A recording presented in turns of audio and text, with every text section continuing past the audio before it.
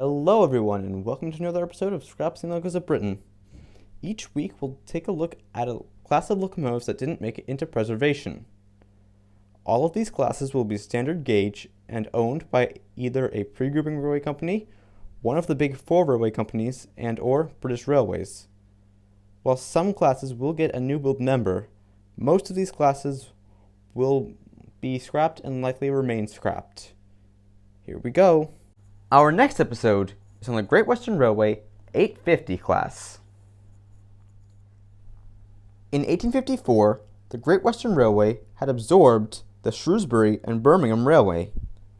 In doing so, the GWR had also inherited the S&B's former railway works at Wolverhampton. The S&B's locomotive superintendent, George Armstrong, who had only been in this position for a year, was made superintendent of the Northern Division of the GWR. After Sir Daniel Gooch became chairman of the GWR in 1864, Joseph moved to Swindon Works to replace him as locomotive designer. This left his younger brother George to take over the role as locomotive superintendent of the Northern Division. During his time at Wolverhampton, George designed 1,139 locomotives. Most of these were tank engines. Like Joseph, George's locomotives had very open cabs, if they had any at all. Unlike his older brother, however, George used inside frames on his locomotives, all of which were built to standard gauge specifications rather than broad gauge. This trend started with his 517 class 042 saddle tanks of 1868 and his 633 class 060 tanks of 1871. This was continued with the 645 class 060 saddle tanks in 1872. 2 years after the introduction of the 645 class, George produced a smaller 060 saddle tank designed for use all over the Northern Division. Known as the 850 class, they had a 165 pounds per square inch, 3-foot 10-inch boiler, two 15 by 24 inch inside cylinders, and 4-foot driving wheels, resulting in 15,778 pounds of tractive effort. The first 12, numbers 850 to 861, were built between February and October 1874.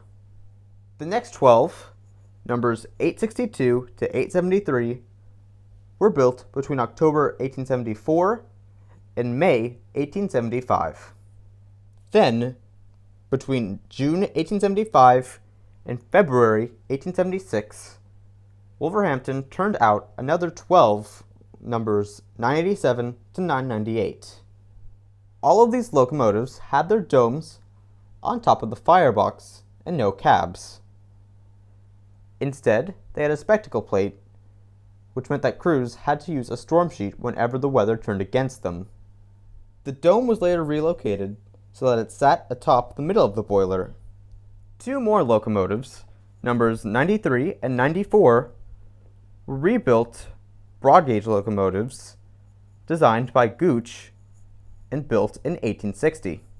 The last 12 locomotives, numbers 1216 to 1227, were built between September 1876 and April 1877. These last 14 locomotives had their domes atop the center of the boiler from new. In 1881, George produced an almost identical class of saddle tanks known as the 1901 class. There were 120 members of this class built between August 1881 and May 1895.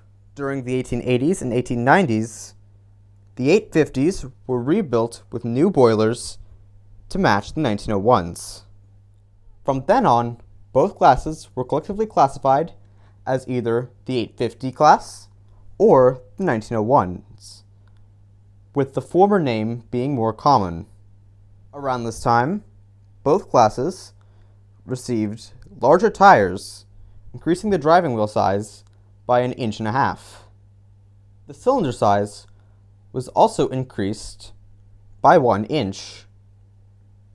which increased the tractive effort to 17,408 pounds. The 850s were often compared with the London Brighton and South Coast Terriers in their small size, reliability, and usefulness. The design proved to be so successful that William Dean designed a slightly larger version known as the 2021 class. There were 140 members built between 1897 and 1905, numbered 2021 to 2160. The success of the 850 class and 2021 class then led Charles Collett to rebuild number 2080 in 1930 with 5-foot 2-inch wheels, larger splashers, pannier tanks, and a larger bunker. He also renumbered it to 5400. In April 1931, number 5400 was reverted back to number 2080, but still retained her pannier tanks and her larger cab. A year later, a brand new 5400 was outshopped from Swindon. She was followed by another 19 more later that same year, with another 5 appearing in 1935. This brought a class total to 25 members, numbered 5400 to 5424.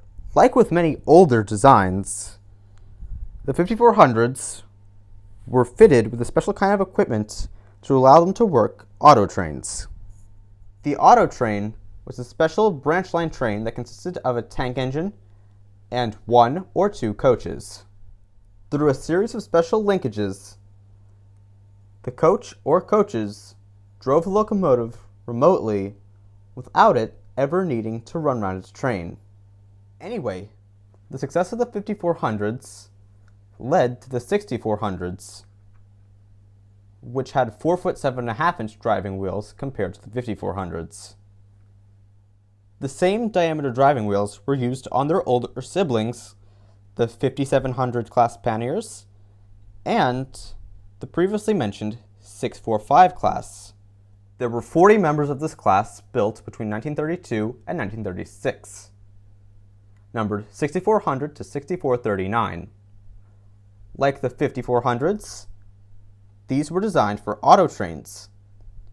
However, the smaller wheels gave them greater adhesion and more power for working over the more steeply graded branch lines in the West Country and around Wales. This then led to the development of the 7400s, which had the highest boiler pressure at 180 psi, but the same driving wheels as the 6400s. However, unlike the 5400s and 6400s, none of the 7400s were auto-fitted. There were 30 members built in 1936, plus another 10 in 1948, and finally another 10 in 1950, bringing the class total up to 50 locomotives. These were numbered 7400 to 7449. Instead of working auto trains, the class was mainly used on branch line freights, but could also be found on local passenger trains. Then, in 1949, Frederick Hawksworth produced a new class of locomotives.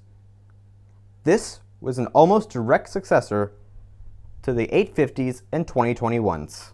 There were 70 members of this class built at Swindon between 1949 and 1955, numbered 1600 to 1669. Going back to the 850s, Belpaire fireboxes and pannier tanks were fitted from 1910. Out of these, only 17 remain saddle tanks. In 1924, the class also received larger bunkers. Many also received fully enclosed cabs, while some received and retained their half cabs through the entirety of their working lives. The 850s handled a variety of duties. Most were used as shunters around Plymouth, the West Midlands, and in Wales. Between 1881 and 1882, 4 were sent to work at the Cornwall Minerals Railway. In 1906 and 1913, a total of 4 locomotives were sold off for industrial work. Another 4 were sold off in 1939. As well as being used as shunters, the 850s were also used on branch line goods and passenger services. However, most were displaced from these duties by the small prairies and the large prairies. The first withdrawal was number 1933 in March 1928. Withdrawals then proceeded steadily with the introduction of the 5700s and other more modern pannier tanks. 44 survived into British Railways ownership. These were 42 panniers and 2 saddle tanks, numbers 1925 and 2007. Number 2007 was withdrawn in December 1949, and number 1925 went in April 1951. During their final years, the 850s worked as shunters around Wales and the Midlands, as previously mentioned. The last member to go was number 2012 from Birkenhead in June 1958. This made her the last of the Armstrong locomotives in operation. None have survived into preservation. This series was inspired by Locomotives of Great Britain by Rail Air Land and Sea and Top 10 Extinct British Steam Locomotives by Pendennis Castle. Links to both their channels are in the description below.